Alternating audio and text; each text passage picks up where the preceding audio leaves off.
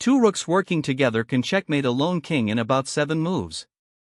No tricks, no traps, no complicated plans. Just a simple staircase pattern. This is the easiest checkmate to learn, and you will absolutely use it in real games. The ladder mate is the simplest checkmate pattern in chess. You have 2 rooks, and your opponent has a lone king. The idea is beautiful in its simplicity. Your 2 rooks take turns cutting off one rank at a time, like climbing a staircase. Each rook cuts off a rank, forcing the king closer and closer to the edge. Once the king reaches the back rank, one rook delivers checkmate. Let's see how it works step by step. Here we have white's 2 rooks on a1 and b1, and black's king is in the center on e5. Step 1. White plays rook to a5. Look what this does. The rook on a5 controls the entire 5th rank. The black king on e5 is now being told, you cannot go below rank 5. Every square on the 5th rank is guarded by this rook. The king is confined to rank 6, 7, and 8. We've already cut the board in half. The king must retreat. Let's say black plays king to e6. Now it's time for step 2. Step 2. Now the other rook enters the attack. White plays rook b6 check. The rook on b6 checks the king on e6, and it also cuts off the entire 6th rank. The king must move to rank 7. Let's say black plays king to e7. Now look at the position. Rook f5 controls rank 5. Rook b6 controls rank 6. The king is trapped on rank 7 and 8. We've climbed 2 steps of the staircase. See the pattern?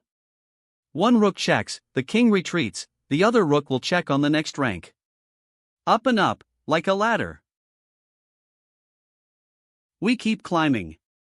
The king has been pushed all the way to the 8th rank. It's on e8 with nowhere left to retreat. White's rook on s7 controls the 7th rank, so the king can never come back. Now white delivers the final blow. Rook b8 checkmate. The rook on b8 checks the king on e8 along the 8th rank. The king can't go to the 7th rank because the other rook on s7 controls it. d8 and f8 are attacked by the rook on b8. There's no escape. That's checkmate. The ladder is complete. What happens if the king tries to fight back? Let's say the black king on c4 starts walking toward your rook on b1. This is the one trick beginners worry about. But the solution is simple. Just slide the rook to the other side of the board. Move it from b1 to h1. Now the rook is completely safe on h1, far away from the king. And it still controls the entire 1st rank. On your next move, you can continue the ladder by bringing this rook up to check the king. Remember, rooks are long-range pieces. They control the entire rank no matter where they sit on it. Now it's your turn to think. White has rooks on c1 and d1. Black's king is on f4. What's the best first move? Pause and think. The answer is rook c4 check. This rook moves to the 4th rank, checking the king and cutting off everything below rank 4. The king must retreat to rank 5 or higher. Then the other rook will climb to rank 5 with a check. And you keep going. Rook c4 check, king retreats, rook d5 check, king retreats, rook c6 check, and so on until checkmate on the 8th rank. That's the ladder mate. Let's review the ladder mate. 2 rooks take turns cutting off ranks, one after the other, like climbing a staircase. Push the enemy king to the edge of the board. Once it reaches the back rank, deliver checkmate.